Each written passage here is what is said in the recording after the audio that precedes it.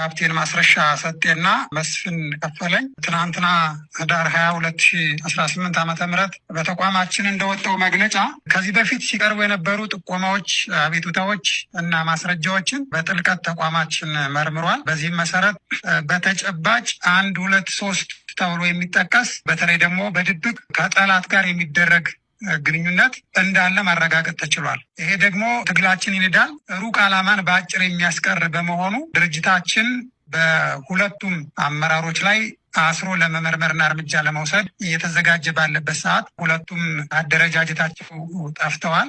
በእርግጥ መስፍን ከፈለኝ በተለያየ ምክንያት በጤናና በሌላ ምክንያት ከወጣ ቆየት ብሏል። ካፕቴን ማስረሻ ትናንት እንደተባለው እዙም ጭምር ተሰብስቦ ተወያይቶ ገምግሞ በተጨባጭ ማስረጃ ነገ ወዲያም በታሪክ የምናያቸውን ነገሮች ማስረጃዎችን በእጁ ይዞ ነገር ግን እነዚህ ከጠላት ጋር የተደረጉ ግንኙነቶች በሙሉ ማስረጃ ሲገኙ ያው ከተቋማቸው ሾልከው ወጥተዋል። ምንም እንኳን አሁን ያሉበት ሁኔታ ባናቅም ድርጅቱ ግን ይህንን ነገር በተጨባጭ ማስረጃና ብዙ ነገሮችንም ጭምር የህዝባችንም ስነልቦና የታጋዩንም ስነልቦናና ዋናው ደግሞ የትግላችን ዓላማ ጭምር ብዥታ በማይከት መንገድ ጥርት አድርጎ ማረጋገጥ በመቻሉ ምክንያት እንዲህ አይነት በሁለቱም ላይ ከድርጅት ስራ አስፈጻሚም ከድርጅት አባልነትም ጭምር እንዲታገዱ የተደረገበት ሁኔታ ነው ያለው። አያችሁ፣ ከሸዋ ምድር መሰስ ብሎ ዩጋንዳ የገባ ሰው የተሰጠችውን ተልኮ ተፋት። ማንና ማን እንዳይገናኙ አይ እዛ ሂዶ ከነዘመነ ለመዋጋት ኃይል የለኝም ስላለ ይጃሎጋም ስላለ ማስረሻና እስክንድር ተጣሉ የሚል ሪቶሪክ ሸዋ ቁጭ ብለን እስክንድርን ሰልለናል ካሉ ወሮ በሎች አንደበት ነበር የወጣው። የቆሸሸ ፖለቲካ ከሚጫወቱ ያገዛዙ ቅጥረኞች ብዙ ሰው ከሸወዱ ያገዛዙ ቅጥረኞች ፍሬም ለማድረግ የተሞከረች ሙከራ ነበረች። በአንድ ጊዜ ስንቱን እንዳጠቁ ታያችሁ። በአንድ በኩል አርበኛ እስክንድርና አርበኛ ዘመነ ካሴ አፋሃድና አፋባሃ መነጋገር ጀምረዋል ስለተባለ በማስረሻ በኩል እኮ ሊያስገድልህ ነበር በሚል በአርበኛና ዘመነና በአርበኛ እስክንድር መካከል የተጀመሩ ንግግሮች እንዲቋረጡ ነበረ ጫውታዋ። አያችሁ፣ ከሸዋ ምድር መሰስ ብሎ ዩጋንዳ የገባ ሰው የተሰጠችውን ተልኮ ተፋት። ማንና ማን እንዳይገናኙ አርበኛ እስክንድርና አርበኛ ዘመነ መካከል ዘላቂ ጠላትነት እንዲመጣና ይሄም ማለት የግለሰቦቹ ጉዳይ አይደለም፣ አፋሃድና አፋባህ መነጋገር እንዳይችሉ ሽብልቅ ማድረጊያ ነበረ። እንዲህ ያለውን የተዋረደ ነውረኛ ከፋፋይ ድርጊት እርስ በራስ አጋዳይ ድርጊት ህብረተሰቡ ናቀው ድሮፕ አድርጎ አንዱም ሰው አልገዛውም ነገሩን ተወው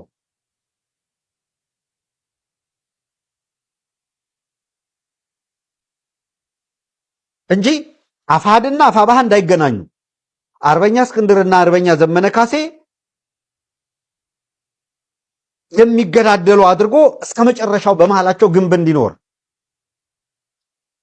በአርበኛ ማስረሻና በአርበኛ እስክንድር መካከል ያለ ጸብ አምጥቶ የግል አድርጎ ይሄንና ዛውጋ ብሎት አልወጋ ስላለ ነው ጸብ የተፈጠረው የምትል ሪቶሪክ የምትል ፍሬም ለማስቀመጥ ነው የተሞከረው።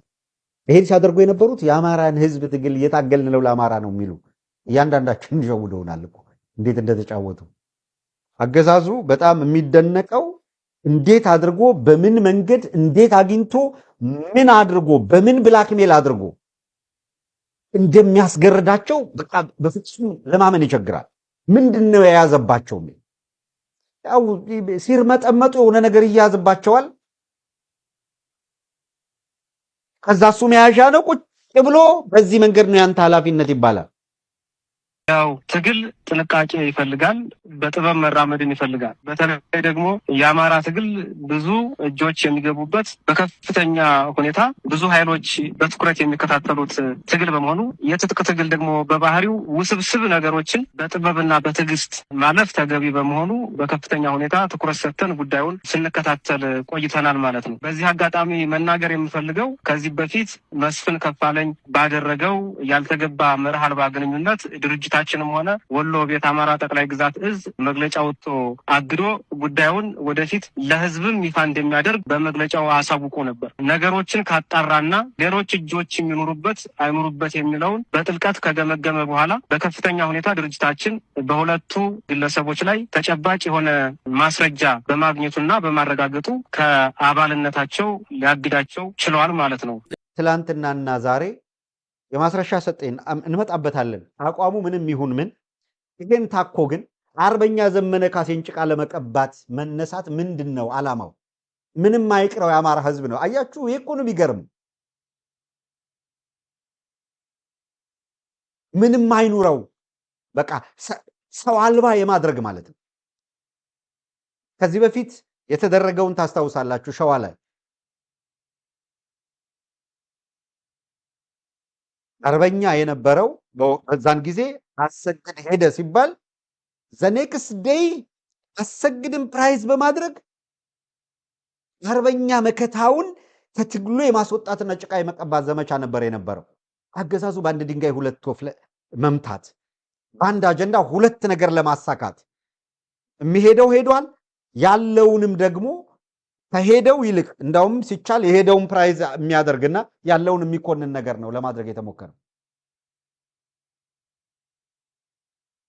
ይሄንን አደገኛ አካሄድ እግር በእግር ተከታትሎ በማክሸፍ ረገድ ብዙ ርቀት ይደንበታል። ካስታወሳችሁ ቅርብ ጊዜ መጀመሪያ ካገዛዙ በመጣ ደንብ በተጠና ስልት ምን ነበር ለማድረግ የተሞከረው? በአንድ ጊዜ ስንት ሰው ለማጥቃት እንደተሞከረ የምታስታውሱ የተከታተላችሁ ነገሩን እንዴት አደገኛ የተመረዘ አካሄድ ሲሄዱ እንደነበረ አያችሁ። ውስጥ እየተፈጠረ ያለውን ነገር ውስጥ ተቀምጠው ላገዛዙ ተቀጥረው ተገርደው ሲሰሩ የነበሩ አካላት ምን ሲያደርጉ እንደነበረ በግልጽ የሚያሳየው ምን ምትል ፕሮፓጋንዳ ተጀምራ ነበረ። አርበኛ እስክንድር ነጋ ተመልከቱ። አሁን ዛሬ የማስረሻ ሰጤ ከአፋሕድ መታገድና ሄዷል የሚል ነገር ወደ አገዛዙ ሄዷል የሚል ነገር እየተራገበ መምጣቱን ሲሰሙ አንድ ጊዜ ከጎንደር፣ አንድ ጊዜ ከጎጃም፣ አንድ ጊዜ ከሸዋ እያስተሳሰሩ ጭቃ ለመቀባት ያለውን ለመቀባት እየተረባረቡ ነው። ቀደም ሲል ግን ይሄ ገፍቶ ከመምጣቱ በፊት ግን ምን ነበረ ፍሬም ሊደረግ የተሞከረው? አስታውሱ።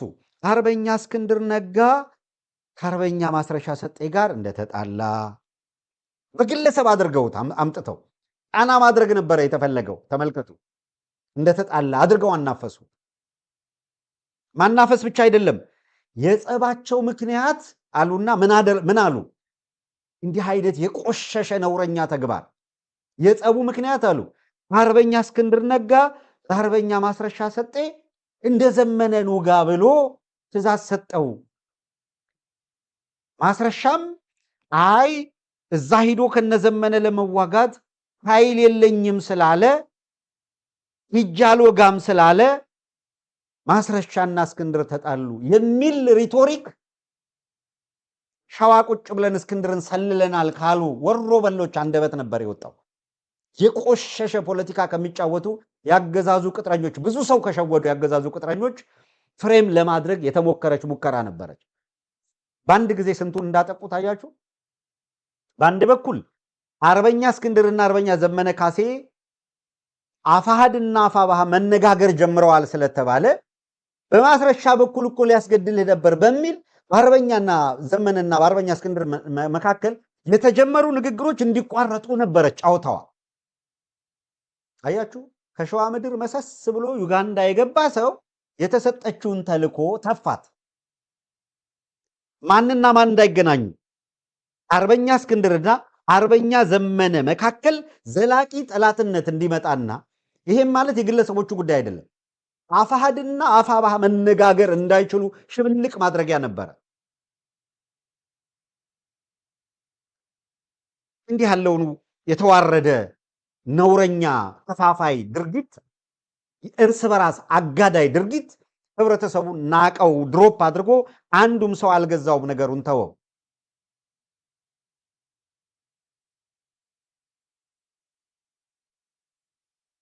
እንጂ አፋሕድና አፋብኃ እንዳይገናኙ አርበኛ እስክንድርና አርበኛ ዘመነ ካሴ የሚገዳደሉ አድርጎ እስከ መጨረሻው በመሃላቸው ግንብ እንዲኖር በአርበኛ ማስረሻና በአርበኛ እስክንድር መካከል ያለ ጸብ አምጥቶ የግል አድርጎ ይህንና እዛውጋ ብሎት አልወጋ ስላለ ነው ጸብ የተፈጠረው የምትል ሪቶሪክ የምትል ፍሬም ለማስቀመጥ ነው የተሞከረው። ይሄን ሲያደርጉ የነበሩት የአማራን ህዝብ ትግል እየታገልን ነው ለአማራ ነው የሚሉ እያንዳንዳችን ሸውደውናል እኮ እንዴት እንደተጫወቱ። ትግላችን ውስጥ አብረው የቆዩ ግለሰቦች ያው ከተቋማችን ከአደረጃጀታቸው ከሰራዊቱ ጠፍተው መሄዳቸው ነው እንጂ አሁን ያሉበት ሁኔታ ማረጋገጥ አንችልም። ሚዲያ ላይ እንደ ማንኛውም ሰው የምንሰማው ነገር አለ። ዞሮ ዞሮ ምንድነው ከዚህ በኋላ የድርጅታችን አካል እንዳልሆኑ እንደ ተቋም በዚህ ልክ ከሄድን ቀጣዩን ያው እነሱ ባቀዱት ልክ የሚሆኑትን የምናየው ነው የሚሆነው። አሁን ባለው ሁኔታ ግን እዚህ ናቸው እዛ ናቸው ለማለት አንችልም። ዞሮ ዞሮ ግን ያው ቅድም ባልኩ መረጃ መሰረት አሁን ያሉበት ከወገን ጦር ላይ እንዳልሆነ ግን አረጋግጠናል። በመቀጠል እነዚህ አመራሮች ይዘውት የሚሄዱት መረጃ ያነሳው ትክክል ነው። አንድ አመራር የነበር በተለይ ደግሞ በከፍተኛ ቦታ የነበር ትግል ሲሄድ በተለይ ደግሞ እንደዚህ አስቦበት አቅዶበት የኋላ ያደረ ግንኙነት አድርጎ ከሆነ ራሱን የቻለ ጥሎት የሚሄደው ስጋት ይኖራል።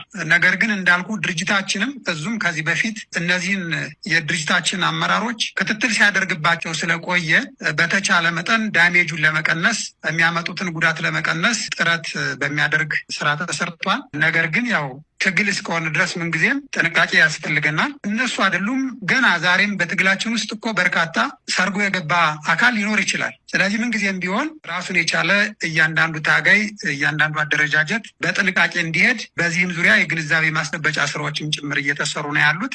አሁንም ቢሆን እነዚህ እንግዲህ ከትግላችን ውስጥ የሄዱ አካላት ጥቃት አያደርሱም ማለት አይደለም። ለጠላት ውለው አድረው ጠላት ሊያገለግሉ ይችላሉ። ይህን ትናንት ከትናንት ወዲያ ስላየ ነው ማለት። ነገር ግን ያን ያክል ችግር የሚፈጥርበት ቁመና ላይ ግን አይደሉም። ምክንያቱም ታጋይ ነህ፣ በረሃ ላይ ነው ያለው፣ ጫካ ላይ ነው ያለው፣ የሆነ ቦታ ላይ ቁጭ ብለህ የምትጠብቅ አይደለም። በዚህ ልክ ጥንቃቄዎች እየተደረጉ ስለሆነ ከእነሱ ጋር የነበሩ ግንኙነቶች መረጃዎችን ይዘው ሊሄዱ ይችላሉ። ግን ደግሞ ታጋይ ምንጊዜም ተለዋዋጭ የሆነ እቅድ ነው የሚኖረው። ትናንት የነበረን ይዘህ አትቀጥልም። ምንጊዜም ቢሆን ራስክን ከጠላት ቁመና ጋር እያነጻጸርክ ተለዋዋጭ በሆነ ሁኔታ ላይ ስለሆነ የምንሄደው ለተቋማችን ያን ያክል ትልቅ ስጋት የሚሆን ነገር የለውም። ይዘውት የሚወጡት መረጃ ሌላ ነገር ሊኖር ይችል ይሆናል። እሱን ወደፊት እያየን እንደ ተቋም ምላሽ ስለምንሰጥበት ያን ያክል ብዙም ስጋት የሚሆን አይደለም የሚል ሀሳብ ነው ያለ።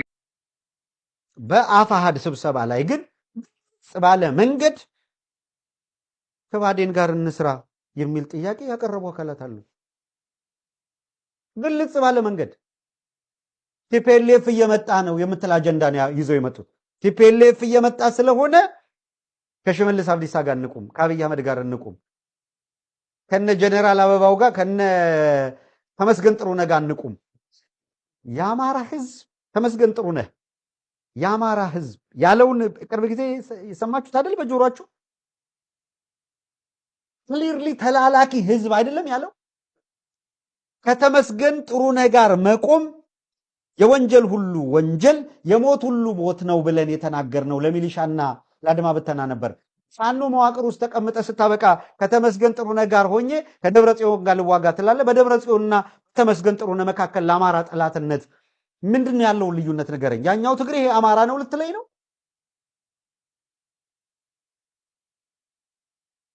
ስለ 27 ዓመት ክስ እያመጣ ከሆነ ባለፉት 7 ዓመታት የ27 ዓመቱን 20 ሺህ እጥፍ የሚበልጥ ወንጀል እየተፈጸመበት ነው የአማራ ህዝብ። ተመስገን ጥሩነህና አወዳድራለሁ በጠላትነት እያልክ ከሆነ ደግሞ እየነገርኩ ነው። ምን የማፍርበትን ነገር እንኳን አይደለም የምነግርህ። በቃ ማላምንበትን እንኳን ልናገር የማምንበትን ነው። ከደብረ ጽዮን የሚከፋው የተመስገን ጥሩነህ ጠላትነት ነው ለአማራ። አሁን ባለው ሁኔታ የተመስገን ጥሩነህ ጠላትነት ይበልጣል። ማስረጃ ልጥቀስልህ። ፕሮፌሰር አስራት ወልደየስ የአማራ ጠላት ወደ አማራው ነው። መለስ እንዳለ ጠፍቷቸው እንዳይመስልህ። በረከት ይሰራ የነበረው ጠፍቷቸው እንዳይመስልህ። እነ ተፈራው አልዋ እና አዲሱ ለገሰ እነ ላይሴፍ የሚሰሩት የነበረው ጠፍቷቸው እንዳይመስልህ። እነደመቀ መኮንን የሚሰሩትንም ያውቃሉ። ለአማራ ጠላቱ ሆዳም አማራው ነው ያሉት ለዛ ነው። በፈለከው መንገድ ስራ የአብይ አህመድ ሰራዊት መጥቶ አማራው እንዲጨፈጭፍ ከነተመስገን ጥሩነህ በላይ የሰራ አካል ከናገኘው ተሻገር በላይ የሰራ አካል አታገኝም። ጅጅጋ ችግር ስላለ ናና ተኩስ ብሎ ሙስጠፌ ጥሪ አላቀረበም። አፍተሮል ኦሮሚያ ችግር ስላለ ናና ግባና እንደፈለክ ተኩስ ብሎት ሽመልስ አብዲሳም ጥሪ አላቀረበም። ያው የፈረደበት የወለጋን ህዝብ መምታት ሲፈልጉ አማራውን እዚያ ያስጨርሱትና መከላከያ ሄዶ ድሮን ጣለ እንትን አደረገ እንትን ተኮሰ የሚል ሰማለ። ለስልጣናቸው ስለሚሰጉ ነው። እሱንም ጌታዬ እንደዛ ነው እውነታው።